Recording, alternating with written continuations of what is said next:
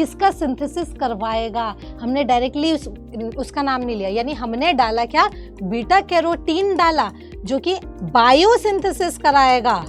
ये वाला पार्ट जो है ये यहाँ विजिबल नहीं है ना, ये यहाँ विजिबल नहीं है। क्यों? क्योंकि यहाँ पे प्रोब उसके साथ कॉम्प्लीमेंट्री बेस पेयरिंग नहीं कर पा रहा है। इसके अंदर हमने जीन डाल रखा है, वो प्रोटॉक्सिन इसके अंदर आएगा, वो टॉक्सिन में कन्वर्ट हो जाएगा, इसकी मिडगट को मार देगा और इसको खत्म कर देगा। तो इंसेक्ट क्या करेगा बेटा, उसके मिडगट के अंदर ये बाइंड हो जाएगा, अल्कलाइन पीएच में एक्टिवेट हो जाएगा, बाइंड हो जाएगा, छेद कर देगा और इंसेक्ट को मार देगा। Hello everyone, welcome back to Prachand series.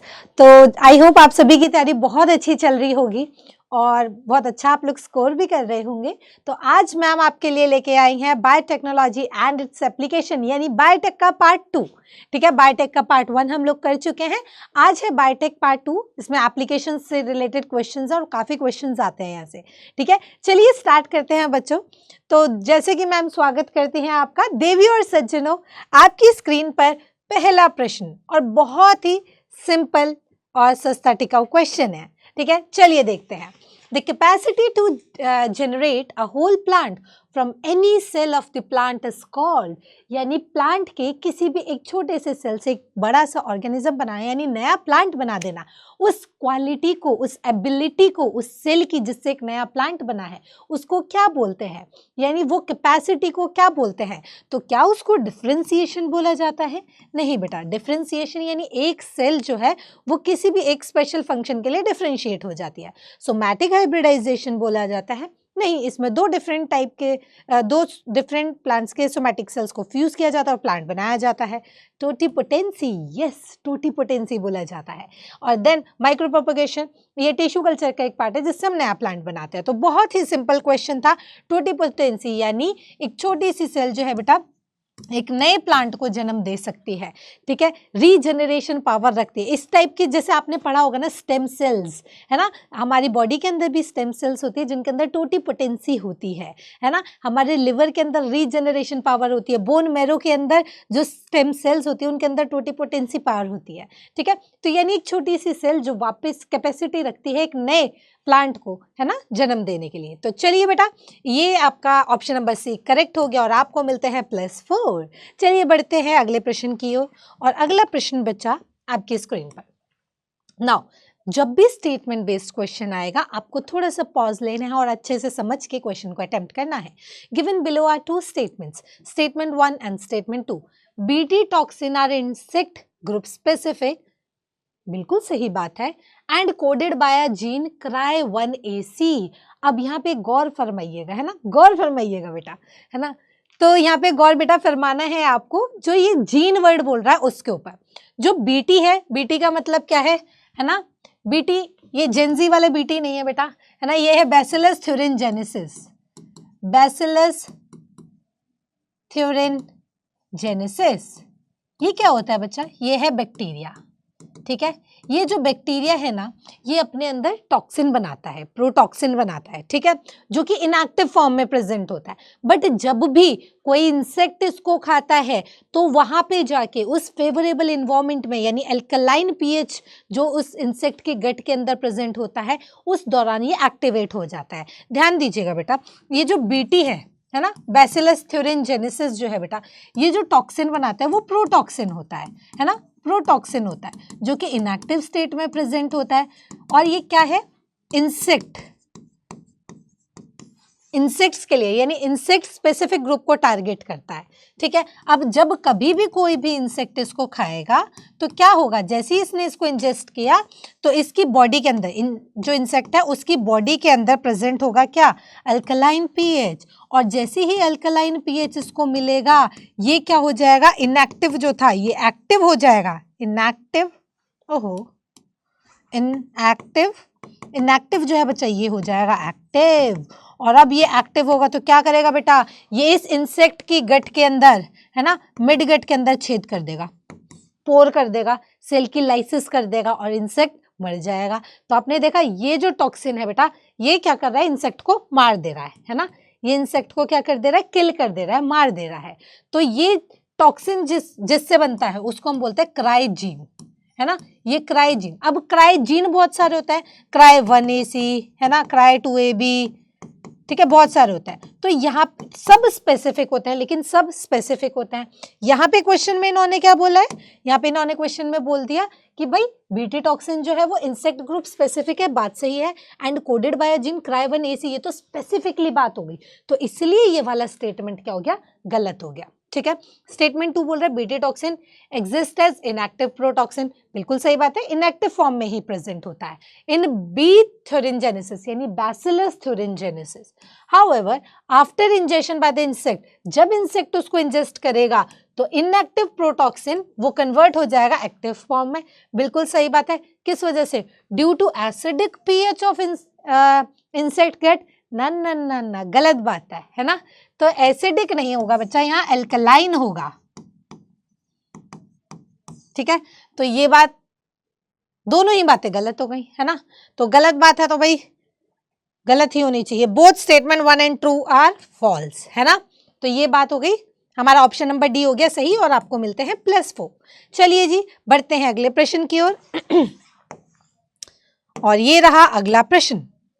ठीक है, Which of the following are fused in somatic hybridization involving 2 varieties of plants? ठीक है, अब आपको पता है कि इनमें से कौन सा जो है सोमैटिक हाइब्रिडाइजेशन में फ्यूज किया जाता है प्लांट की एक नई वैरायटी बनाने के लिए, तो नाम से ही पता चल रहा है सोमैटिक सेल्स होती हैं और आपकी गेमेटिक सेल्स होती हैं।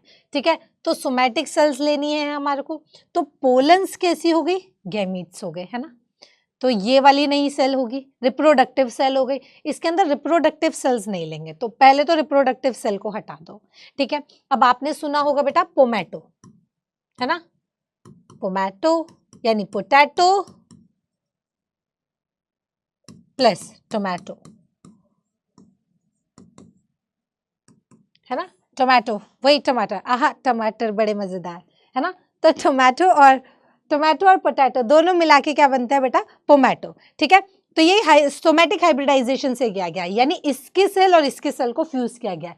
सेल में भी प्रोटोप्लास्ट को फ्यूज किया गया है बच्चा, प्रोटोप्लास्ट सोमैटिक सेल, है ना। अब प्रोटोप्लास्ट क्या होता है, जो कोई भी सेल होती है बच्चा, ये रही कोई सेल, है ना, अब ये रही कोई सेल और ये रही कोई सेल, चलो अब समझते हैं इसको, है ना। चलो, अब कोई भी सेल जो है ना बच्चा, अगर उस सेल की आप सेल वॉल को हटा दो, है ना, ये जो बाहर वाली है ना, ये सेल वॉल है, ओहो, सेल वॉल को हटा दो, तो ये मैंने हटा दी सेल वॉल। ठीक है, तो सेल वॉल हटाने के बाद जो भी अंदर का मटेरियल बचा वो क्या था, प्रोटोप्लास्ट। अब इस दोनों के प्रोटोप्लास्ट को फ्यूज कर दो, ठीक है जी, और हमारा नया प्लांट बन जाएगा। ठीक है, तो क्लियर हो गया बच्चा, तो करेक्ट आंसर हो गया इसका प्रोटोप्लास्ट। चलिए आपको मिलते हैं +4 और बढ़ते हैं अगले प्रश्न की ओर। अगला प्रश्न, विच of the following statement is incorrect. Incorrect, इनमें से कौन सा स्टेटमेंट है इनकरेक्ट अबाउट एग्रोबैक्टीरियम ट्यूमिफेशन। एग्रोबैक्टीरियम ट्यूमिफेशन क्या है बच्चा, एग्रोबैक्टीरियम ट्यूमिफेशन के बारे में बात चल रही है।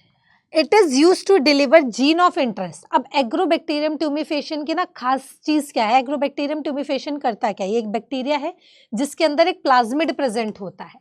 ठीक है, अब ये जो प्लाज्मिड इसके अंदर प्रेजेंट होता है बड़ा खास टाइप का प्लाज्मिड होता है, जिसे हम बोलते हैं टीआई प्लाज्मिड। टीआई प्लाज्मिड क्यों बोलते हैं, क्योंकि ये कराता है ट्यूमर, यानी ट्यूमर इंड्यूसिंग प्लाज्मिड होता है, ट्यूमर इंड्यूसिंग प्लाज्मिड होता है। अब ये ट्यूमर इंड्यूस कराता है, तो ये क्राउन गॉल नाम के डिजीज कॉज करता है, क्राउन गॉल डिजीज कॉज करता है। ठीक है, तो अब हम क्या करते हैं बेटा, हमने ये पहले ही देख लिया था, ये नेचुरल टेंडेंसी है इसकी, ये क्या करता है अपने प्लाज्मिड को डाल देता है प्लांट के अंदर, और बेसिकली डाइकोट प्लांट को अफेक्ट करता है। तो ये क्या करता है अपने प्लाज्मिड को डाल देता है प्लांट के अंदर, और इसके अंदर प्रेजेंट होता है टीडीएनए, ट्रांसफर डीएनए, उसको ये क्या कर देता है ट्रांसफर।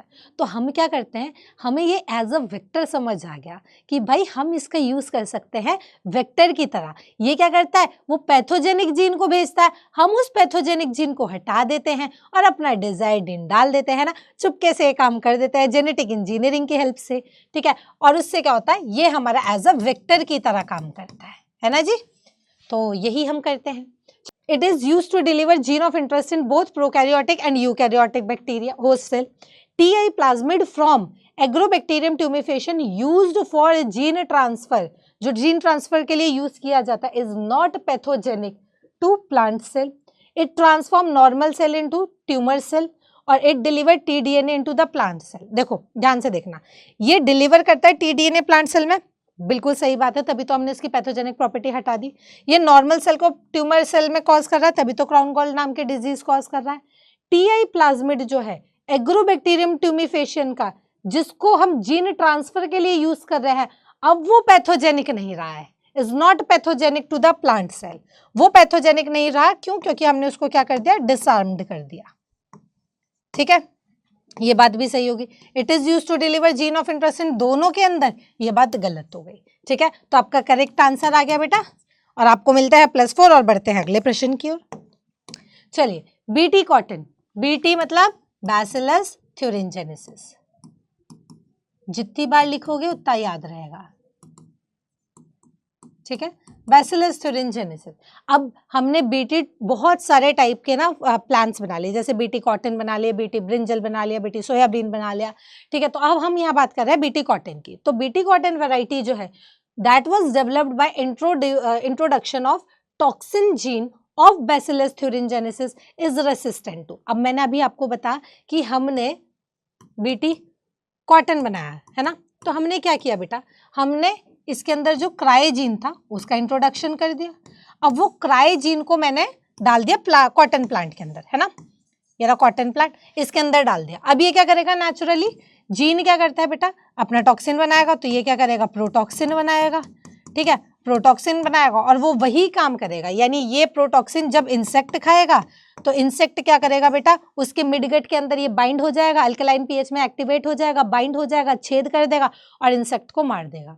अब ये करने की जरूरत क्यों पड़ी भाई, हम बार बार उसमें पेस्टिसाइड डाल लें, हर बार नहीं कर पा रहे थे, तब भी हमारा बहुत नुकसान हो रहा था, तो हमने परमानेंट सोल्यूशन डाला, हमने जीन का मॉडिफिकेशन किया. और बायोटेक्नोलॉजी का यूज ही क्यों कर रहे हैं, हमारे को तकलीफ नहीं लेनी, हमारे को परमानेंट सोल्यूशन ढूंढना है, तो हमने जीन के अंदर मॉडिफिकेशन किया. और ये इसीलिए इसको बोला जाता है जेनेटिकली मॉडिफाइड प्लांट्स या जेनेटिकली मॉडिफाइड ऑर्गेनिज्म, जिनके जीन के अंदर ही हमने मैनिपुलेशन कर दिया. क्या किया, ये जीन ही इंट्रोड्यूस कर दिया, अभी अपने आप जो है प्रोटॉक्सिन बनाएगा. अब ये जो है ना बेटा, देखो ये टॉक्सिन इस प्लांट के अंदर भी प्रेजेंट है ना, तो ना तो ये इंसान को अफेक्ट करता है ना ये प्लांट को अफेक्ट करता है. क्यों? क्योंकि ये इनएक्टिव स्टेट में प्रेजेंट है. ये सिर्फ एक्टिवेट होगा तभी ये बीमारी को मतलब प्रॉब्लम कॉज करेगा. एक्टिव कब होगा, जब अल्कलाइन पीएच होगा. तो ह्यूमन के अंदर तो वैसे भी एसिडिक पीएच रहता है ना, अल्कलाइन पीएच होता है इंसेक्ट में, वहां ये एक्टिवेट हो जाता है. ठीक है जी, तो इसलिए क्या ये फंगल डिजीज को करता है, प्लांट निमेटोड को करता है, प्लांट प्रेडेटर या प्लांट पेस्ट, तो प्लांट पेस्ट को करता है, तभी तो हम पेस्टिसाइड्स डालते हैं पेस्ट से बचाने के लिए. अब प्रेडेटर वो होता है जो पेस्ट को खाता है, तो यदि पेस्ट को खा लेगा तो हमारा तो प्लांट बच जाएगा, तो ये हमारे लिए यूजफुल है. ठीक है, तो प्रेडेटर को भी हार्म नहीं करना है, इन पेस्ट को हार्म करना है ना, पेस्ट से हमें बचना है. इसलिए BT कॉटन वैरायटी जो है, जिसके अंदर हमने टॉक्सिन जीन डाला है, वो रेसिस्टेंट होते हैं किसके लिए, इंसेक्ट पेस्ट के लिए. ठीक है, तो ये हो गया आपका करेक्ट आंसर और आपको मिलते हैं +4. और हम बढ़ते हैं अगले प्रश्न की ओर. नाउ RNA इंटरफेरेंस एक बहुत ही अच्छा सेल्यूलर डिफेंस मैकेनिज्म है जो प्लांट के अंदर है. अब इसमें क्या है, देखो इंटरफेरेंस, RNA इंटरफेरेंस समझना जरा इसको. RNA interference is used for which of the following purpose in the field of biotechnology. RNA interference की जरूरत क्यों है, एक मिलॉइडी गाइनी इनकग्निशा नाम का नीमेटोड है. ठीक है, मिलॉइडी गाइनी इनकग्निशा नाम का नीमेटोड है. ये टोबैको प्लांट की रूट्स को अफेक्ट कर रहा है, टोबैको प्लांट्स की रूट्स को अफेक्ट कर रहा है. अब रूट्स अफेक्ट हो रही हैं तो उससे क्या हो रहा है बेटा, टोबैको का प्रोडक्शन कम हो रहा है, तो हमारा तो बड़ा नुकसान हो रहा है ना, कमर्शियली बड़ा नुकसान हो रहा है. तो इसका सॉल्यूशन ढूंढना. क्या सॉल्यूशन ढूंढना कि भाई देखो हम क्या करेंगे, सेंट्रल डॉगमा आपने सभी ने पढ़ रखा है, DNA से RNA है ना, DNA से RNA, RNA से प्रोटीन है ना, ट्रांसक्रिप्शन, ट्रांसलेशन. ठीक है, अब हम क्या करेंगे, आपको पता है जो RNA होता है ये सिंगल स्ट्रैंडेड रहता है ना, सिंगल स्ट्रैंडेड। अगर आपको आरएनए से प्रोटीन बनाना है ना, यानी ट्रांसलेशन कराना है, तो सिंगल स्ट्रैंडेड एमआरएनए चाहिए, है ना, तभी तो वो आगे चल के प्रोटीन बनाएगा। अगर आपको इस प्रोसेस को रोकना है, क्योंकि यही प्रोटीन बना रहा है, यही प्लांट में बीमारी कर रहा है, तो आप इस प्रोसेस को इंटरफेयर करो। कहाँ पे? यहाँ पे, इस वाले प्रोसेस को। सिंगल स्ट्रैंडेड आरएनए को बना दो आप डबल स्ट्रैंडेड आरएनए। अब डबल स्ट्रैंडेड आरएनए कैसा हो गया? Non functional. ये हो गया नॉन फंक्शनल, ये आगे प्रोटीन बनाएगा ही नहीं। क्या हो गया? काम खत्म। यानी हमने प्रोसेस में इंटरफेयर किया, आरएनए इंटरफेरेंस, है ना। देख लो, ऐसे याद रहेंगी चीजें। एमआरएनए को हमने साइलेंट करा दिया। क्यों? क्योंकि बहुत बोल रहा था, ये बहुत ही बोलता जा रहा था, प्रोटीन बना रहा था। उसको डबल स्ट्रैंडेड कर दिया, मुंह पे टेप लगा दी उसके, है ना, डबल स्ट्रैंडेड कर दिया। वो किसी काम का नहीं है, तो इसे हम क्या बोलते हैं? एमआरएनए साइलेंसिंग, है ना, साइलेंसिंग। इसको साइलेंट कर दी तो आगे का प्रोसेस ही नहीं हुआ। ठीक है, यही करना है बस इसके अंदर। चलिए जी, कहाँ गया? आरएनए इंटरफेरेंस, जिसको हम आरएनए आई से भी लिखते हैं। कहीं आप देख लो ना आरएनए आई, तो आई मतलब interference. Is used for which of the following purpose in the field of, इनमें से कौन से पर्पस के लिए बायोटेक्नोलॉजी में, बायोटेक्नोलॉजी की फील्ड में इनमें से कौन से पर्पस के लिए आरएनए इंटरफेरेंस यूज किया जाता है? To develop a pest resistant plant again infestation by nematode. कौन सा नीमेटोड? Meloidogyne incognita. आ गया? To enhance the mineral usage, नहीं भाई इसकी जरूरत नहीं है। पेस्ट हार्वेस्ट लॉस के लिए जरूरत नहीं है। प्लांट को एबायोटिक स्ट्रेस से टॉलरेंट करने के लिए नहीं। हमारे टोबैको प्लांट खराब हो रहा था, हमारा प्रोडक्शन कम हो रहा था, हमारी यील्ड कम हो रही थी, इसलिए हमारे को जरूरत पड़ी। ठीक है, एक नीमेटोड के अगेंस्ट। ठीक है, तो इसलिए इसका करेक्ट आंसर होगा बच्चा ऑप्शन नंबर ए। ठीक है, चलिए बढ़ते हैं अगले प्रश्न की ओर। ऐसी चीजों को ना समझ समझ के इजी करते हुए पढ़ोगे ना, तो इंजॉय भी करोगे और आंसर भी ऐसे निकल जाएगा।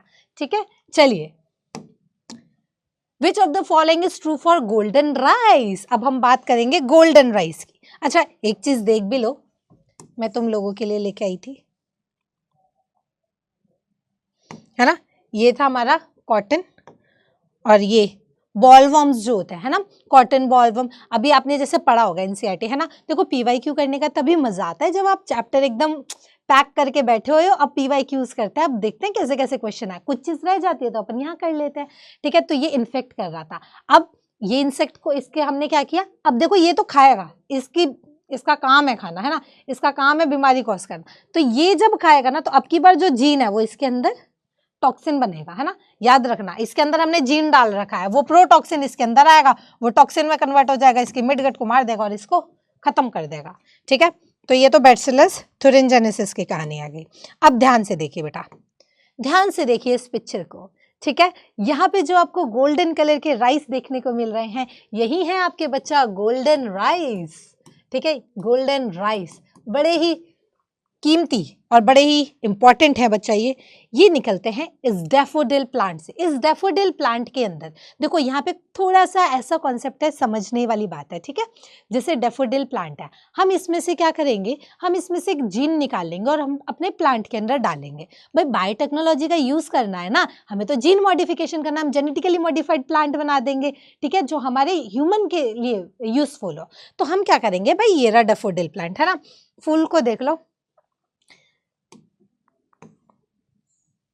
तो अब हमें क्या करना है बच्चा, चलो हमने प्लांट के अंदर डालना है, हमें प्लांट के अंदर डालना है ये जीन। कौन सा जीन? जो बीटा कैरोटीन का फॉर्मेशन करेगा। अब बीटा कैरोटीन का फॉर्मेशन क्यों चाहिए भाई? बीटा कैरोटीन ही आगे चल के, इसको हम बोलते हैं प्रोवाइटामिन ए, प्रोवाइटामिन ए, ये आगे चल के विटामिन ए का फॉर्मेशन करता है, विटामिन ए का फॉर्मेशन करता है। विटामिन ए का नाम है रेटिनॉल। ठीक है, विटामिन ए का नाम है रेटिनॉल। और ये भी कोई ऐसे ही नहीं है कि एक बारी में बनता है, इसके स्टेप्स होते हैं, मैकेनिज्म होता है। तो यानी क्या होता है, ये जो बीटा कैरोटीन होता है ना बेटा, ये पहले कन्वर्ट होता है रेटिनल में, ठीक है, फिर कन्वर्ट होता है रेटिनॉल में। रेटिनॉल क्या है? विटामिन ए है, विटामिन ए है। और कभी कभी जब रिक्वायरमेंट होती है ना बेटा, ठीक है, जो कि विजन एसिड, विजन के लिए इंपॉर्टेंट होता है। तो अब जब ये बन गया ना, तो ये स्टोर भी होता है हमारी सेल्स के अंदर, बेसिकली लिवर में स्टोर होता है। तो जब जब रिक्वायरमेंट होती है तब तब ये जाता रहता है, यूज होता रहता है।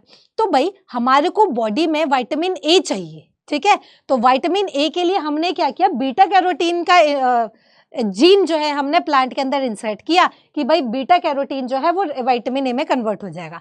प्लांट्स के अंदर विटामिन ए नहीं बनता, प्लांट्स के अंदर बीटा कैरोटीन बनता है, इट्स अ कैरोटिनॉइड, ठीक है। जो नेचुरल, ये जो प्रोसेस है ना बच्चा, ये नेचुरल मैकेनिज्म है जो बॉडी के अंदर ही होगा, ठीक है। ये सिर्फ और सिर्फ बॉडी के अंदर हो रहा है, इसीलिए तो हम बीटा कैरोटीन डाल रहे हैं, वरना तो हम डाल देते vitamin A. Vitamin A directly plant में मिलेगा ही नहीं। और क्यों नहीं मिलेगा, हम डायरेक्टली विटामिन ए का भी तो यहाँ डाल सकते थे, नहीं डाल सकते, मिलेगा ही नहीं बेटा, प्लांट में बीटा कैरोटीन ही मिलेगा। जब हम उसको खाते हैं, जैसे कैरेट खा लिया आपने, है ना, विटामिन ए का सोर्स हो गया, कैरेट खा लिया, जो भी आप चीजें खा रहे हो जिसमें विटामिन ए का सोर्स है उसमें बीटा कैरोटीन खा रहे हो, आप प्लांट में बीटा कैरोटीन खा रहे हो, विटामिन ए नहीं खाते। तो बॉडी के अंदर वो नेचुरल फेवरेबल इन्वायरमेंट होता है जिसमें ये बीटा कैरोटीन विटामिन ए में कन्वर्ट होता है, और जितना रिक्वायर्ड होता है वो यूज होता है, बाकी जाके आपका स्टोर हो जाता है लिवर में, जितनी रिक्वायरमेंट होगी उतना उतना यूज होता रहेगा, ठीक है। और विजन के लिए देखो इस तरीके से कन्वर्ट भी होता है एसिडिक फॉर्म में, प्लांट के अंदर नहीं होता। अगर प्लांट के अंदर विटामिन ए हुआ तो आपकी बॉडी में टॉक्सिसिटी भी हो जाएगी, ठीक है। मतलब देखो हमारी बॉडी का रिक्वायरमेंट के अकॉर्डिंग कन्वर्जन हो रहा है। अगर आपने भाई सीधा विटामिन ए ही खा लिया, आपकी बॉडी में रिक्वायरमेंट ही नहीं थी, टॉक्सिसिटी भी हो सकती है, ठीक है। तो आपको जो प्लांट में मिलता है वो विटामिन ए नहीं मिलता, वो मिलता है बीटा कैरोटीन, ठीक है। इसलिए हमने जीन भी कौन सा डाला, बीटा कैरोटीन, ठीक है। अब बीटा कैरोटीन डालेंगे तो फिर हमारी बॉडी में, ऐसा समझ लो बीटा कैरोटीन डाल रहे हैं तो वो बाय डिफॉल्ट ही जो है, क्योंकि प्रोसीजर ही है, तो विटामिन ए में कन्वर्ट हो रहा है, यानी आपकी बॉडी में रेटिनॉल आ रहा है, ठीक है। तो इसलिए जो है ये जो है आपका राइस जो है ना, इसके अंदर भी हम बीटा कैरोटीन डालते हैं। और ये जो जीन हम निकालते हैं ना, ये डेफोडिल प्लांट से निकालते हैं। वो जो अभी मैंने आपको खूबसूरत सा प्लांट दिखाया था, फ्लावर दिखाता है ना, डेफोडिल फ्लावर जो है, उसी प्लांट से हम लोग इसको निकालते हैं, ठीक है। अब देखो यहाँ पे ध्यान दीजिए बच्चा, अब सारी कहानी किसके लिए हो रही है, विटामिन ए के लिए, है ना। अब विटामिन ए की अगर कमी हो जाती है तो हो जाती है नाइट ब्लाइंडनेस, नाइट ब्लाइंडनेस। अभी अभी आपको बताया विजन के लिए कन्वर्ट भी होता है, ठीक है। तो बहुत बॉडी में बहुत सारी चीज़ों की रिक्वायरमेंट है ना, हर चीज़ के लिए अपना अपना रोल है। तो विटामिन ए की अगर कमी हो गई तो नाइट ब्लाइंडनेस भी होता है। और ऐसे भी क्वेश्चन आते हैं कि इनमें से कौन सा ऐसा प्लांट है जिसके कंजप्शन से नाइट ब्लाइंडनेस की बीमारी को रोका जा सकता है ना, ठीक है। तो आप आ जाओ गोल्डन राइस। तो गोल्डन राइस जो है बेटा, कहाँ गया, चलो, है ना। अब ये कैसे होता है, गोल्डन राइस, है ना, थोड़ा से येलोइश, अभी मैंने आपको दिखाया गोल्डनिश लुक देता है, येलो कलर का सा होता है, गोल्डन लुक का होता है, इसलिए इसको गोल्डन राइस बोलता है। इसके अंदर विटामिन ए इनरिच होता है, ठीक है, with a gene from daffodil. तो बात सही हो गई। It is paste resistant with a gene of bacillus thuringiensis, ना भी ना। क्या ये डॉट टॉलरेंट है जो कि एग्रोबैक्टीरियम वेक्टर से डेवलप किया गया, नहीं। It is yellow grain become a gene introduce from the primitive variety of rice, no, ठीक है। तो इसका करेक्ट आंसर हो गया ऑप्शन नंबर 4। चलिए जी, ठीक है, तो बढ़ते हैं अगले प्रश्न की ओर। What trigger activation of protoxin. अब कौन है, आखिर कौन है वो जो प्रोटॉक्सिन को एक्टिव बीटा टॉक्सिन में कन्वर्ट कर दे रहा है इन बॉलवॉर्म। बॉलवॉर्म क्या है बेटा, लेपिडोप्टेरेंस, याद करो, लेपिडोप्टेरेंस, डिप्टेरेंस, है ना, एनसीईआरटी याद होना चाहिए बच्चा, ठीक है। तो ये इंसेक्ट हो गया, है ना, इंसेक्ट हो गया बच्चा। अब हमारे को पता है हमने बीटी कॉटन बनाया है, बीटी कॉटन में क्या डाला है जी, जीन डाला है, कौन सा, क्रायोजीन। क्रायोजीन क्या करता है जी, टॉक्सिन बनाता है, इनएक्टिव टॉक्सिन बनाता है मैम। और वही इनएक्टिव टॉक्सिन जो है जब अल्कलाइन पीएच मिलेगा तभी एक्टिव होगा। तो कब एक्टिव होगा, क्या इंसेक्ट के बॉडी टेम्परेचर से, नहीं। क्या मिडगट के मॉइस्ट सरफेस से, नहीं। क्या अल्कलाइन पीएच से, यस मैम, अल्कलाइन पीएच से कन्वर्ट होता है, एसिडिक पीएच से भी कन्वर्ट नहीं होता। ये इसका फेवरेबल इन्वायरमेंट है ना, तभी ये एक्टिव होगा, तभी ये मिडगट की सेल से बाइंड करेगा, वहां छेद कर देगा और सेल लाइसिस हो जाएगी, मर जाएगा, ठीक है। तो ये इतने ही प्यार से, है ना, इतने ही प्यार से क्वेश्चन सॉल्व करने हैं और भर भर के बाल्टियां भर भर के नंबर लेने हैं। चलिए जी बढ़ते हैं अगले प्रश्न की ओर। Which part of tobacco plant is infected by meloidogyne incognita, है ना, नाम कितना क्यूट सा है ना, थोड़ा सा लंबा है लेकिन क्यूट सा नाम है, मिलोइडी गाइनी इनकग्निशिया। ठीक है, MI लिख रही हूं मैं। ये क्या है बच्चा, नीमेटोड है। अब ये क्या करता है, क्या करता है बच्चा, ये टोबैको प्लांट की रूट्स को इन्फेक्ट करता है। अब टोबैको नहीं मिलेगा, है ना, तो भाई जो लोग टोबैको खाते हैं और जो टोबैको बनाने वाली कंपनी, उनका नुकसान हो जाएगा, है ना। तो इसलिए इस कमर्शियल जो है कमर्शियल लॉस हो रहा था, तो इसके लिए क्या सॉल्यूशन निकाला गया था बेटा, RNA इंटरफेरेंस, है ना, वो अभी हम कर चुके हैं। तो पूछ रहा है इनमें से कौन से पार्ट को इफेक्ट करता है, फ्लावर को, लीफ को, स्टेम को या फिर रूट को। बहुत सिंपल क्वेश्चन है ना, +4। ऐसे ही प्यार से नंबर मिलते रहे बस। चलिए जी, बीटी कॉटन के अंदर जो बीटी टॉक्सिन प्रेजेंट होता है प्लांट टिश्यू में, वो एज अ प्रोटॉक्सिन होता है, जो कि कन्वर्ट हो जाता है एक एक्टिव टॉक्सिन में। किस वजह से, ड्यू टू, किस वजह से, क्या एक्शन ऑफ माइक्रो ऑर्गेनिज्म जो गट में प्रेजेंट है उनकी वजह से? नहीं, ये तो क्वेश्चन हम बहुत बार कर चुके हैं ना, अब तो तुम्हें नींद में भी याद हो जाना चाहिए। प्रेजेंस ऑफ कन्वर्जन फैक्टर, नहीं जी। एल्कलाइन पीएच, है ना, एल्कलाइन पीएच की वजह से इंसेक्ट के अंदर वो कन्वर्ट हो जाता है एक्टिव में। क्वेश्चन यही तो पूछ रहा था कि भाई बीटी कॉटन के अंदर जो वो बीटी टॉक्सिन प्रोटॉक्सिन फॉर्म में प्रेजेंट है, वो एक्टिव में कैसे हो रहा है कन्वर्ट, किस वजह से हो रहा है, due to what, due to the presence of alkaline pH in insect gut, इसलिए कन्वर्ट हो रहा है। एसिडिक, गलत बात नहीं करनी है ना जी। तो चलिए मिलते हैं आपको +4 और बढ़ते हैं अगले प्रश्न की ओर। चलो, ऐसी नन्हे मुन्ने से सवाल आते हैं बेटा, है ना, इस वाले चैप्टर से ऐसी 2-3 नन्हे मुन्ने से सवाल आते हैं। Golden rice is genetically modified crop plant where the incorporated gene is meant for biosynthesis of. अब ध्यान दीजिएगा बेटा, है ना, इन्होंने बोला जो गोल्डन राइस है वो जेनेटिकली मॉडिफाइड क्रॉप प्लांट है, बिल्कुल सही बात है, जिसके अंदर हमने एक जीन को इनकॉर्पोरेट किया है जो कि बायोसिंथेसिस करवाता है। किसका सिंथेसिस करवाएगा, हमने डायरेक्टली उसका नाम नहीं लिया, यानी हमने डाला क्या, बीटा कैरोटीन डाला, जो कि बायोसिंथेसिस कराएगा किसका, विटामिन ए का। और विटामिन ए का नाम क्या है, रेटिनॉल। ठीक है, ये ध्यान रखना है बच्चा, है ना, तो विटामिन ए ये पता होना चाहिए। ठीक है जी, +4 मिलते हैं आपको। बढ़ते हैं अगले प्रश्न की ओर। Which one of the following techniques does not serve the purpose of early diagnosis of disease for its early treatment. ये NCERT की लाइन है, एग्जैक्ट, है ना। इनमें से कौन सी टेक्निक है जिससे अर्ली डिटेक्शन का पता नहीं लग सकता है, यानी एक डिजीज तो ऐसे एक इनका ऑप्शन ऐसा है जिससे अर्ली डायग्नोसिस का पता नहीं लग सकता, बाकी से लग सकता है। तो जरा एक झलक बच्चे हमारे यहाँ भी मार लीजिए, है ना, आप तो होशियार बच्चे हो, पढ़ के बैठे हो सब कुछ, बट फिर भी हम NCERT देख लेते हैं। NCERT में एक लाइन लिखी है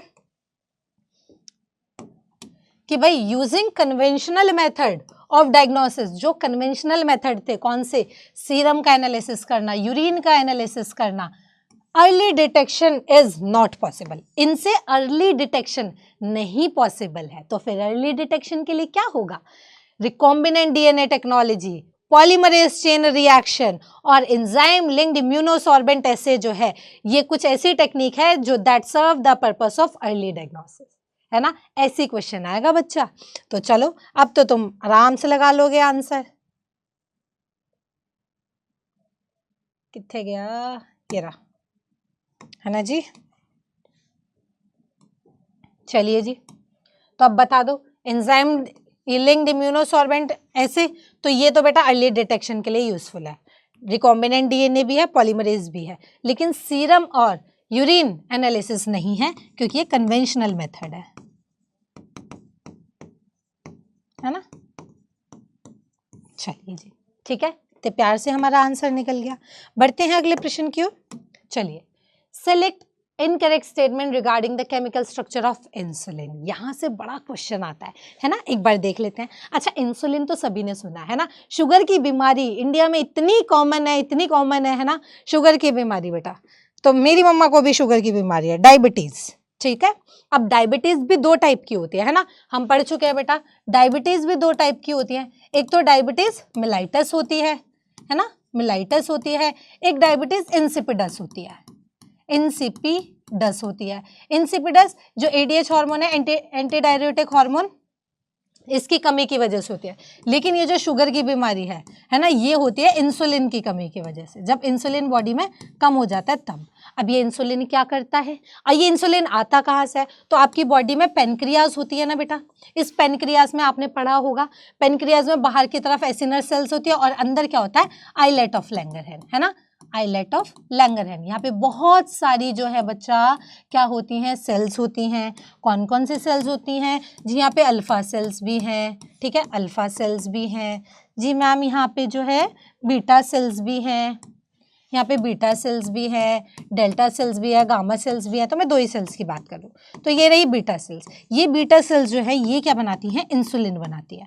अब इस इंसुलिन का काम क्या है बच्चा, इस इंसुलिन का काम है, ये रही हमारी ब्लड कैपिलरी और ये रही हमारी सेल्स, ठीक है, ये रही सेल्स। अब सेल के अंदर भी तो सेलुलर रेस्पिरेशन होना, एनर्जी चाहिए, है ना, एनर्जी चाहिए बेटा, ग्लूकोज चाहिए, तभी तो ग्लूकोज यहाँ पे जो है ग्लूकोज ब्रेक होके ATP बनाता है ना, एनर्जी बनाता है। तो अब ग्लूकोज को बेटा सेल के अंदर जाना है, तो ये इंसुलिन क्या करता है, ये इंसुलिन क्या करता है, इस ग्लूकोज को सेल के अंदर पहुंचाता है, ठीक है, ये ग्लूकोज को सेल के अंदर पहुंचाता है।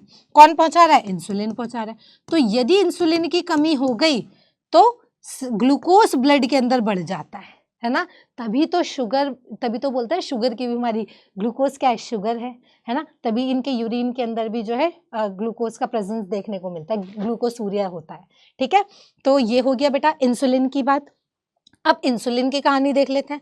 जो इंसुलिन होता कैसा है बेटा, इंसुलिन के अंदर ना 3 चेन होती हैं, A chain, B chain, C chain, और ये मैच्योर होता है, मैच्योर होता है तो उस दौरान मैच्योरेशन के दौरान क्या होता है, A चेन B चेन तो रहती हैं, जुड़ी रहती हैं डाइसल्फाइड बॉन्ड से, है ना, और C पॉलीपेप्टाइड चेन जो है वो अलग हो जाती है, A B और C ये अलग हो जाती है। ये मैच्योरेशन का तरीका है। तो ये बन गया आपका मैच्योर इंसुलिन, ठीक है, मैच्योर इंसुलिन। अब भाई देखो डायबिटीज हो रही है तो सॉल्यूशन तो चाहिए, इंसुलिन तो चाहिए भाई, चाहिए, है ना, तो ये रहा इंसुलिन। तो पहले के टाइम पे क्या करते थे, जितने भी स्लॉटर्ड पिग वगैरह थे, कैटल्स थे, इनको मार के इनके पेनक्रिया में से भाई हम लोग क्या कराते हैं, इंसुलिन निकाल लेते हैं, है ना, इंसुलिन का इंजेक्शन बना के दे देते थे।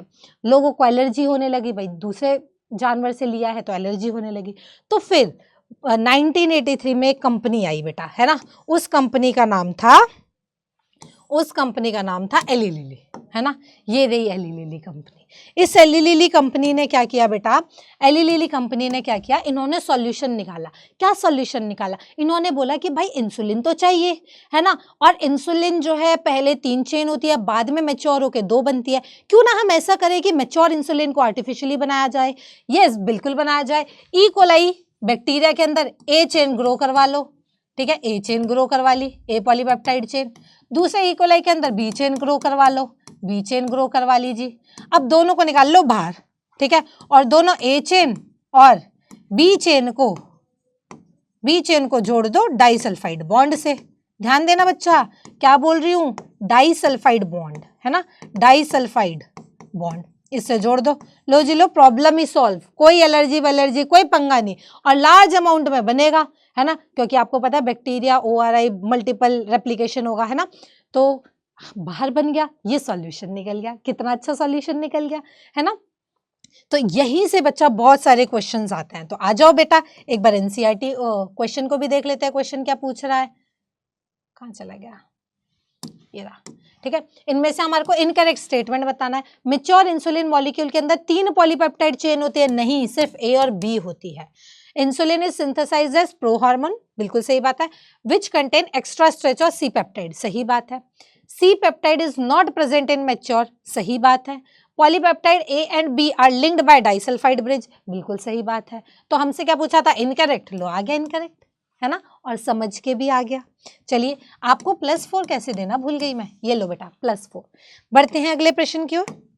चलिए जी, है ना, बहुत ही प्यारा मैचिंग का क्वेश्चन है बच्चा। Match 1 and list 1 and list 2 बेटा, ठीक है। Gene therapy, RNA interference, ELISA और जेल इलेक्ट्रोफोरेसिस।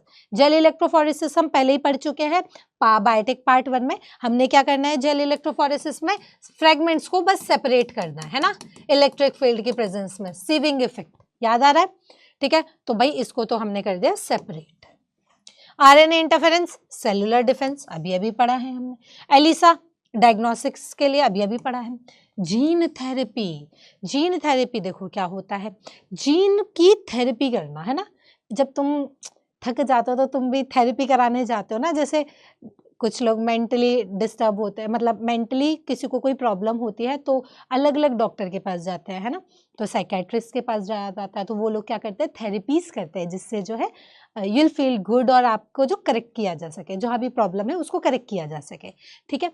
अब देखो क्या होता है, जीन थेरेपी यानी जीन में कुछ गड़बड़ है। तो पहली जीन थेरेपी जो थी बच्चा, वो हुई थी एक 4 साल की लड़की के अंदर, ठीक है। 4 साल की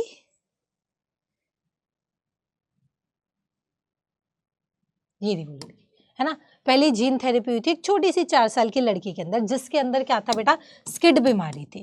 अब इसमें क्या होता है, इसके अंदर एडीए नाम का, एडिनोसाइन डाइएमिनेज, ठीक है, नाम का जो एंजाइम है वो एब्सेंट था।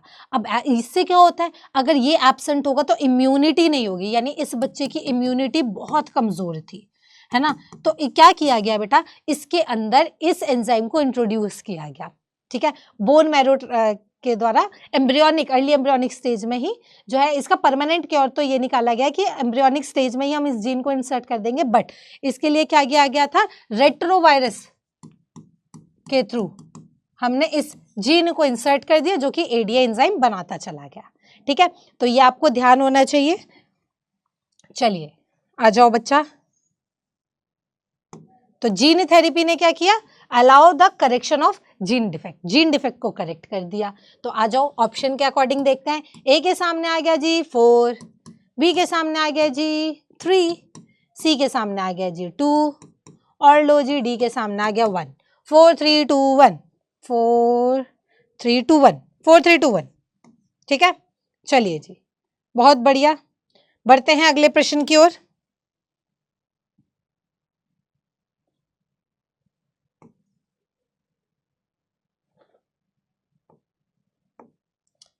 इन जीन थेरेपी, वही जीन थेरेपी वाला, in gene therapy adenosine deaminase deficiency the patient requires periodic infusion genetically engineered lymphocyte because.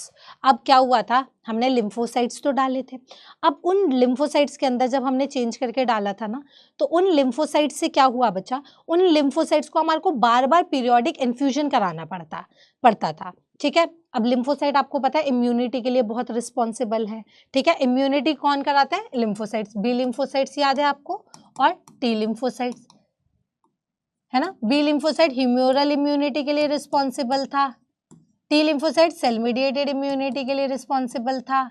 याद आ रहा है कुछ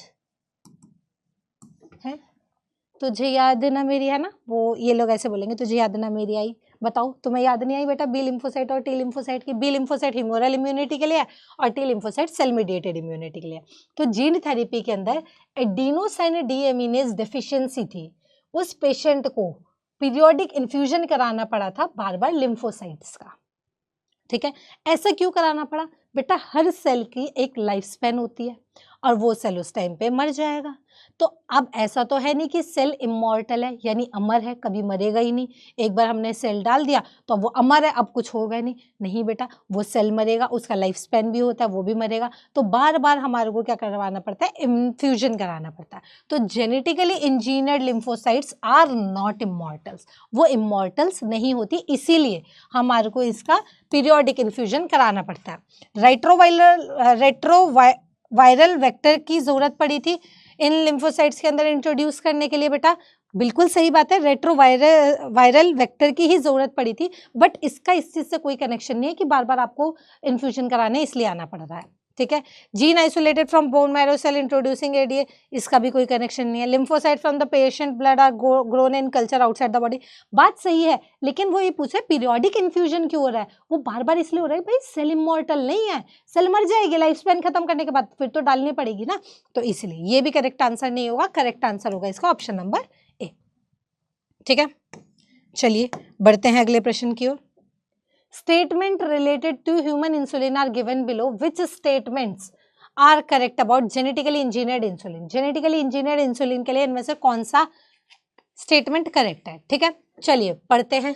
pro hormone insulin contain extra such of C peptide. देखो क्वेश्चन और स्टेटमेंट में डिफरेंस है, बात सही बोल रहा है, लेकिन पूछा किसके बारे में गया है? Genetically engineered insulin. अब भाई तुमसे पूछा जाए व्हाट इज योर नेम, तो तुम अपने फादर का नाम थोड़ी बताओगे, है ना। अब ये थोड़ी है कि तुम अपने फादर का गलत नाम बता रहे हो, मदर का गलत नाम बता रहे हो, एड्रेस गलत बता, उससे मैटर नहीं है। पूछा गया व्हाट इज योर नेम, तो अपना आंसर दोगे ना। तो उन्होंने ये बोला है कि भाई स्टेटमेंट दिए हैं, उन्होंने पूछा जेनेटिकली इंजीनियर्ड इंसुलिन के बारे में बताओ, तो बात तो ये सही है ना, बात सही है, लेकिन जेनेटिकली इंजीनियर्ड इंसुलिन के लिए गलत है।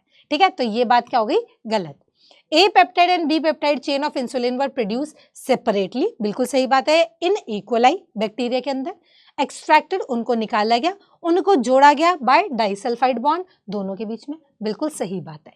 ये बात बिल्कुल सही है जेनेटिकली इंजीनियर्ड इंसुलिन के लिए। ठीक है, insulin use for treating diabetes was extracted from cattle and pig, ये देखो बात सही है, लेकिन जेनेटिकली इंजीनियर्ड के लिए सही नहीं है। Pro hormone insulin need to be processed for converting into a mature and functional hormone. भाई ये तो ह्यूमन बॉडी के अंदर है कि प्रो हार्मोन मैच्योर कन्वर्ट होता है ना, मैच्योर में ABC, A और B में रह जाता है, C पॉलीपेप्टाइड हट जाती है, बात सही है, लेकिन it's not correct for genetically engineered insulin. ठीक है, तो ये बात भी इसके रिस्पेक्ट में गलत हो गई। ठीक है, बात गलत नहीं है, इसके रिस्पेक्ट में गलत हो गई। Some patient developed allergic reaction to the foreign insulin. भाई पहले जो हम कर रहे थे, क्या कर रहे थे? कैटल से ले रहे थे, तभी तो एलर्जी हो रही थी, तो बात तो सही है, फिर से बात तो सही है, लेकिन इसके रिस्पेक्ट में गलत है। ठीक है, तो ये बात भी गलत हो गई। हमसे पूछा है मोस्ट अप्रोप्रिएट आंसर इसके अकॉर्डिंग बताइए, तो वो कौन सा हो गया बच्चा हमारा? सिर्फ B, C-D-E नहीं हुआ, A-B-D नहीं हुआ, D, इसके रिस्पेक्ट में सिर्फ और सिर्फ B सही होगा। ठीक है जी, तो ऐसा भी होता है कि हमें पता होता है भाई बात सही है, लेकिन हमसे जो पूछा गया हमें सिर्फ वही बताना। ठीक है जी, बढ़ते हैं अगले प्रश्न की ओर। चलिए, when gene targeting involves gene amplification is attempted in an individual tissue to treat a disease is known as। अब देखो यहाँ बोला गया जीन एम्प्लीफिकेशन, इन्होंने बोला जब किसी जीन टारगेटिंग हम करते हैं उसके अंदर जीन एम्प्लीफिकेशन किया जाता है किसी भी इंडिविजुअल टिश्यू को ट्रीट करने के लिए। एम्प्लीफिकेशन यानी बहुत सारा बनाना, मल्टीपल कॉपीज बनाना, किसके दौरान बना पा रहे हैं, और हमारे को जीन को करेक्ट करना है। ठीक है, तो ध्यान से समझिएगा, जब किसी जीन को हम टारगेट कर रहे हैं और उसके अंदर जीन एम्प्लीफिकेशन कर रहे हैं, क्यों? किसी टिश्यू को ठीक करने के लिए, किसी इंडिविजुअल के अंदर कोई जीन डिफेक्ट है उसको ठीक करने के लिए, तो किसका यूज करेंगे? जीन टारगेटिंग बात हो रही है ना, जीन थेरेपी की। जीन थेरेपी में ही क्या कर रहे हैं हम? पर्टिकुलर जीन को करेक्ट कर रहे हैं किसी भी इंडिविजुअल टिश्यू को, तो किसी बीमारी को ठीक करने के लिए। ठीक है, तो जीन थेरेपी, मॉलिक्यूलर डायग्नोसिस तो डायग्नोस करने के लिए हो गया, सेफ्टी टेस्टिंग के लिए हो गया, बायोपायरेसी कॉन्सेप्ट ही अलग हो गया, करेक्ट करने के लिए हम क्या यूज कर रहे हैं? Gene therapy. ठीक है, चलिए, विच of the following is the correct sequence of steps in PCR? इनमें से कौन सा करेक्ट सीक्वेंस है PCR के स्टेप का? PCR बोले तो पॉलीमरेज चेन रिएक्शन, इसके 3 ही स्टेप है, DAE है ना, डीनेचुरेशन, हाई टेम्परेचर पे डबल स्ट्रैंडेड बॉन्ड को तोड़ देंगे, अलग अलग कर देंगे। ठीक है, फिर होएगा एनिलिंग जिसपे हम प्राइमर यूज करेंगे, है ना, और वो नया स्ट्रैंड बनाएगा। फिर होएगा एक्सटेंशन, वो एक्सटेंड करके एक नया स्ट्रैंड बनाएगा। अच्छा, इन्हीं PCR के अंदर एक एंजाइम यूज किया जाता है, टैग पॉलीमरेज। ठीक है, DNA पॉलीमरेज यूज किया जाता है जिसे हम बोलते हैं टैग पॉलीमरेज। ये टैग पॉलीमरेज क्या है? थर्मस एक्वेटिकस नाम के बैक्टीरिया से निकाला गया है। ठीक है, जो कि हाई टेम्परेचर में सरवाइव कर पाता है। ठीक है जी, तो बात सही हो गई। तो बस आपसे पूछा इनमें से कौन सा सही है, डीनेचुरेशन के बाद एक्सटेंशन नहीं, पहले एक्सटेंशन नहीं, पहले एनिलिंग नहीं, पहले टेम्परेचर यानी डीनेचुरेशन, फिर एनिलिंग, फिर एक्सटेंशन, है ना। बस सस्ता सरल सवाल, +4। और बढ़ते हैं अगले प्रश्न की ओर। चलिए जी चलिए। Nowadays it is possible to detect a mutated gene। आज के टाइम पे हम किसी भी म्यूटेटेड जीन को पता लगा पाते हैं जो कि कैंसर कॉज कर रहा है बाय एक रेडियो एक्टिव प्रोब के थ्रू, जो कि एक सिंगल स्ट्रैंडेड डीएनए या आरएनए होता है जो कि नॉर्मली सेल से बाइंड करता है, लेकिन वहां बाइंड नहीं कर पाएगा जो कि म्यूटेटेड जीन होगा।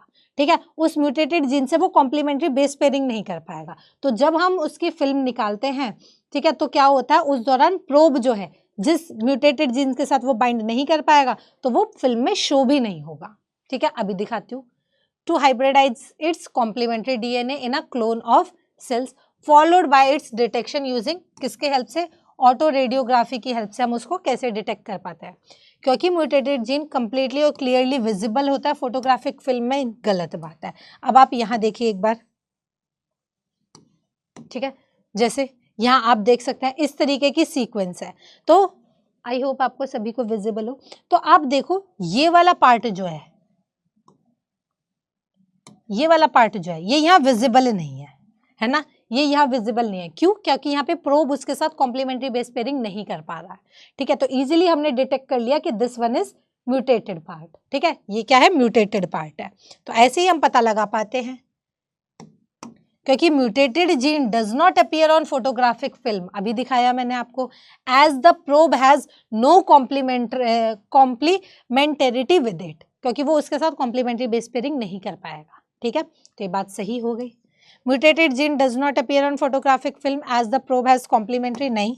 म्यूटेटेड जीन पार्शियली अपीयर, नहीं, दिखता ही नहीं है, अभी मैंने आपको दिखाया स्टार मार्क करके। ठीक है, तो ये बात हमारी करेक्ट हो गई और इसी के साथ मिलते हैं +4।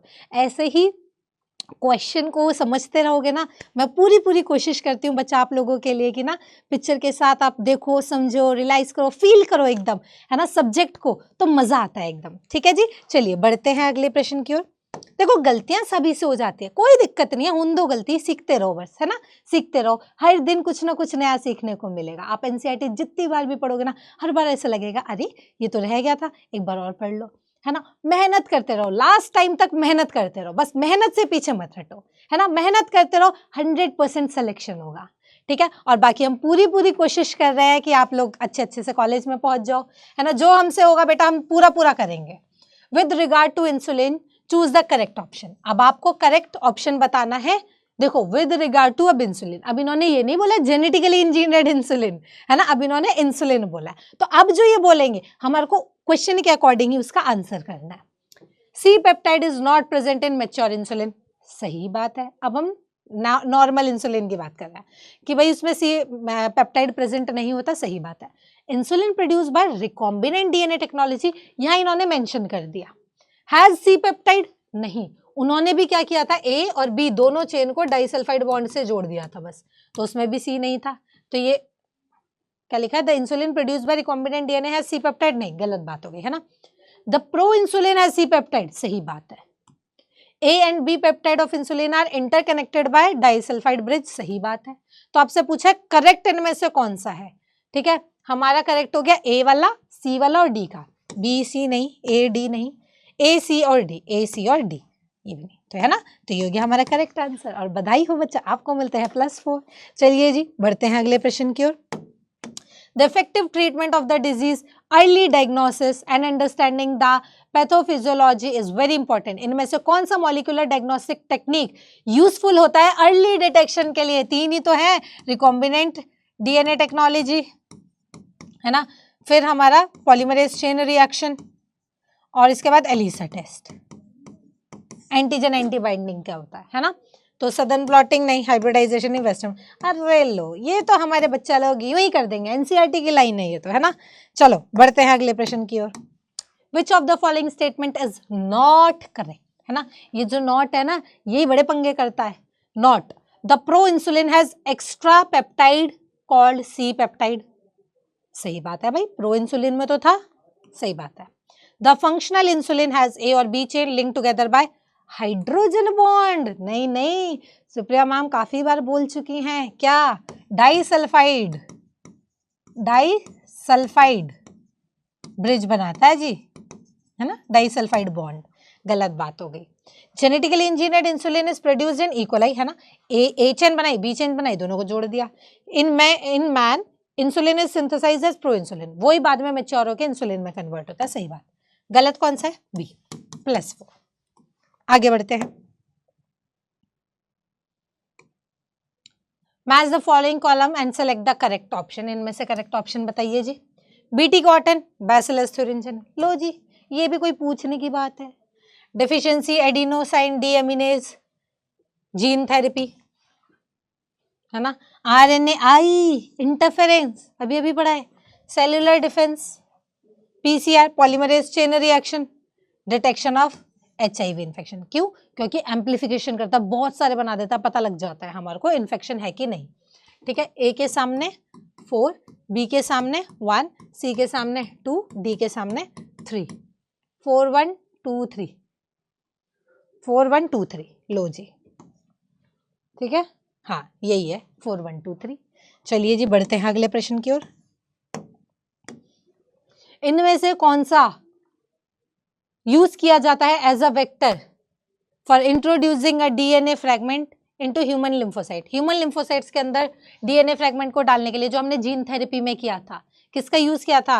रेट्रोवायरस, है ना, काफी बार बता चुकी हूँ बच्चा। एनिमल सेल के अंदर अगर आपको डालना है तो रेट्रोवायरस, उसके अंदर वो रेट्रोवायरस वेक्टर यूज कर सकते हो। ठीक है, तो ये इसका करेक्ट आंसर हो गया। हम काफी बार कर चुके हैं इसको, तो कोई लोड की बात ही नहीं है जी। इनमें से कौन से टाइप की थेरेपी 1990 में एक 4 साल की लड़की को दी गई थी जिसके अंदर एडिनोसाइन डीएमिनेज ADA नाम की डेफिशिएंसी थी? भला ये भी कोई बात है? इतनी बार कर चुके हैं जी, जीन थेरेपी, है ना, जीन थेरेपी। तो आई होप आपको बहुत सारी चीजें तो क्लास में याद हो गई होंगी। अब तो हम लड़की की शक्ल भी देख चुके हैं। 2 polypeptide of human insulin are link together जी, ऐसे ही आते हैं, ऐसे ही क्वेश्चन आते हैं।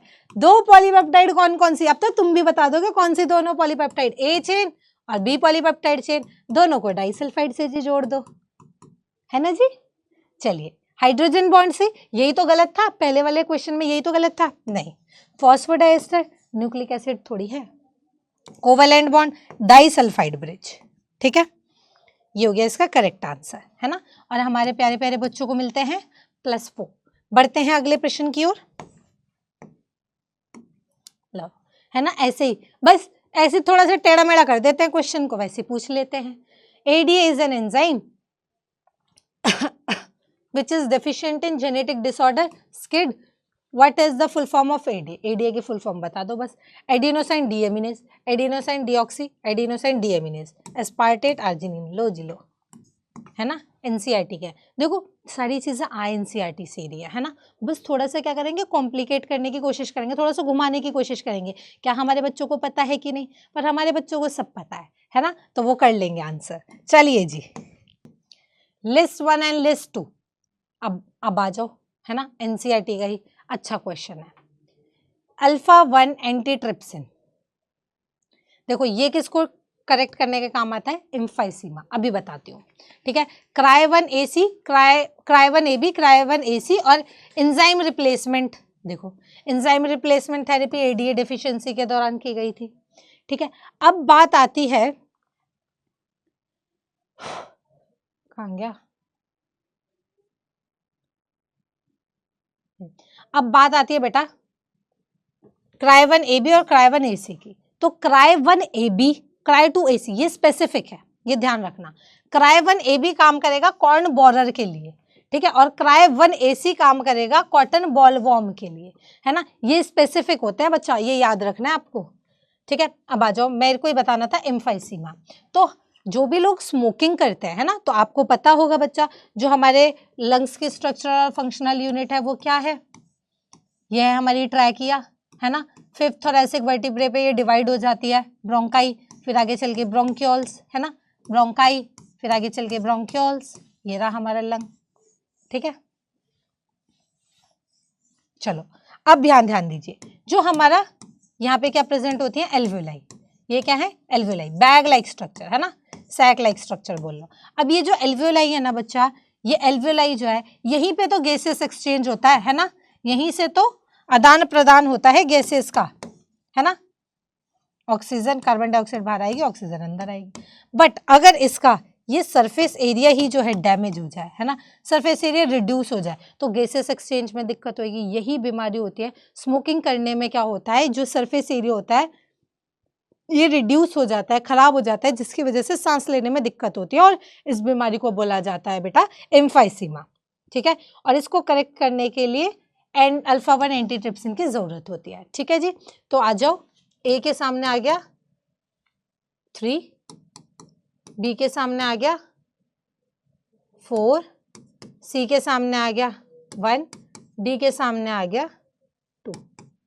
ठीक है, 3 4 1 2, 3 4 1 2, 3 4 1 2, ये लो। ठीक है, तो ये हो गया हमारा करेक्ट आंसर। चलिए बढ़ते हैं अगले प्रश्न की ओर। मिल्क ऑफ ट्रांसजेनिक काओ, है ना। अब हमारी जो काओ थी, कौन सी काओ, है ना, मिली अपनी दोस्त काओ से, है ना, ट्रांसजेनिक काओ। इसका नाम क्या था? रोजी, है ना, और वो टाइटैनिक वाली का नाम क्या था? रोज। ठीक है, तो ये क्या है? रोजी बेटा, है ना। ये जो है फर्स्ट ट्रांसजेनिक काओ थी बच्चा, और इसके अंदर जो मिल्क मिलता था वो नॉर्मल काओ से ज़्यादा प्रोटीनेशियस होता था। ठीक है, तो अभी आ जाओ क्वेश्चन के साथ साथ देखते हैं, है ना।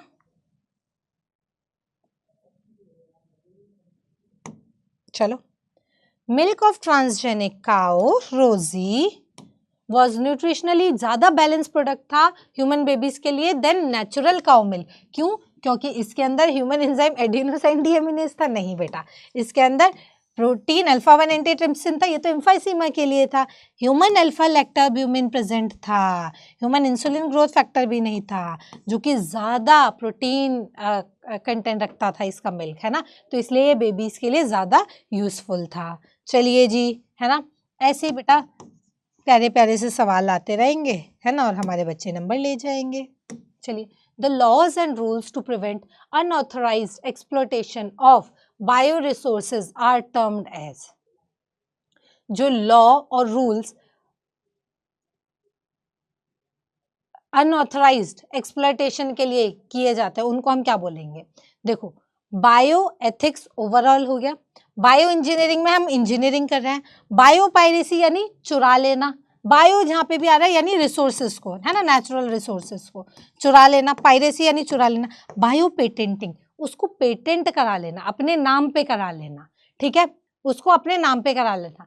तो the laws and rules to prevent, तो लॉज और रूल्स अनऑथराइज एक्सप्लॉयटेशन को जो मतलब चुरा के ले जाते हैं, है ना, तो उसको करने के लिए सबसे बेस्ट लॉ क्या था कि भाई चुराएगा तो तब ना जब किसी के नाम पे ही नहीं होगा, है ना।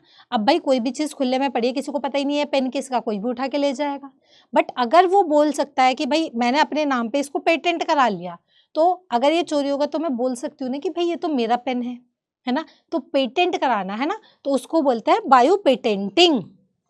ठीक है, तो इसका करेक्ट आंसर हो जाएगा बच्चा बायो पेटेंटिंग। अपने नाम पे करा लो ताकि अनऑथराइज एक्सप्लॉयटेशन ना हो बायो रिसोर्सेज का।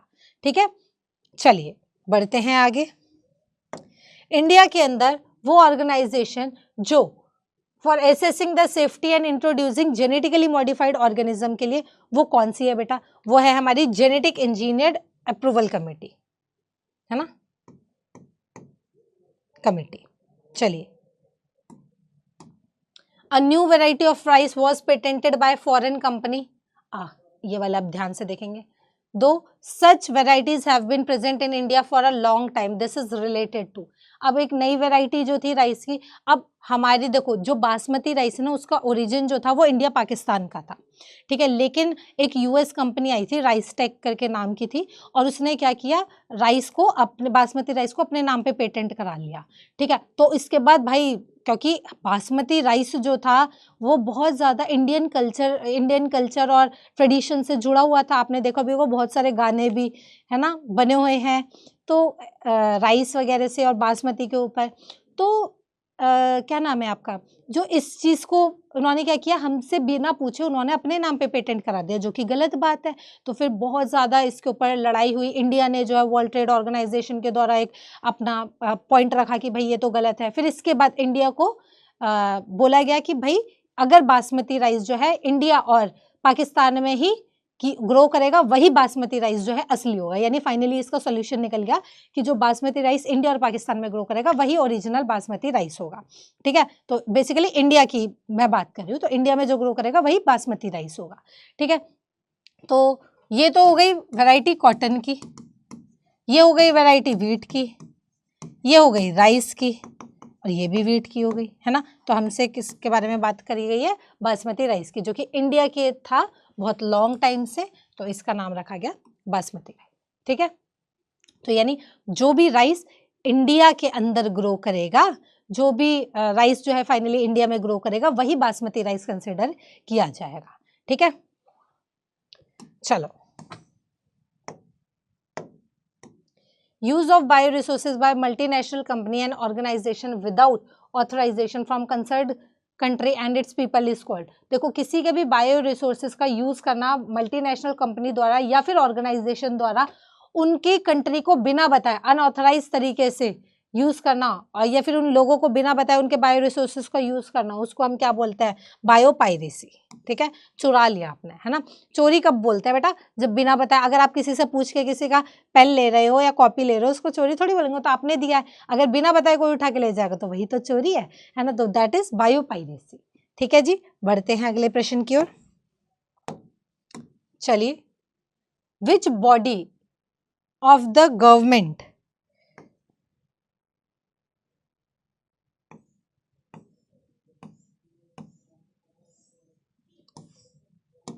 Which body of the government of India regulate GM, GM बोले तो जनरल मैनेजर नहीं बेटा, जेनेटिकली मॉडिफाइड रिसर्च, है ना, and safety of introducing genetically modified organism for public service. इसको कौन देख रहा है कि भाई जो जेनेटिकली मॉडिफाइड ऑर्गेनिज्म है, क्या वो ह्यूमंस के लिए सही है, क्या वो एनिमल्स के लिए भी सही है, वो प्लांट्स के लिए भी सही है, वो हमारे इन्वायरमेंट पे कोई इफेक्ट डाल तो नहीं रहा है। तो इन सारी चीज़ों को, सेफ्टी कंसर्न्स को देखने का काम कौन सी बॉडी का है बेटा, वो है जेनेटिकली इंजीनियर्ड अप्रूवल कमेटी का। ठीक है, ठीक है, genetically committee of genetic manipulation नहीं, बायोसेफ्टी कम्युनिकेशन नहीं, Indian council of agriculture research भी नहीं। ठीक है, ये काम हो गया जेनेटिकली इंजीनियर्ड अप्रूवल कमेटी का। तो बहुत ही सिंपल सरल काम था, है ना, इसमें कोई बुद्धि लगाने वाली चीज़ ही नहीं थी, बहुत ही इजी क्वेश्चंस थे। तो इसी टाइप के क्वेश्चंस जो है बेटा आते हैं आपके एग्जाम में, and I hope you enjoyed this session. ऐसे ही प्रैक्टिस करते रहो बेटा। मिलते हैं फिर अगली वीडियो में, तब तक के लिए all the best, bye bye, take care.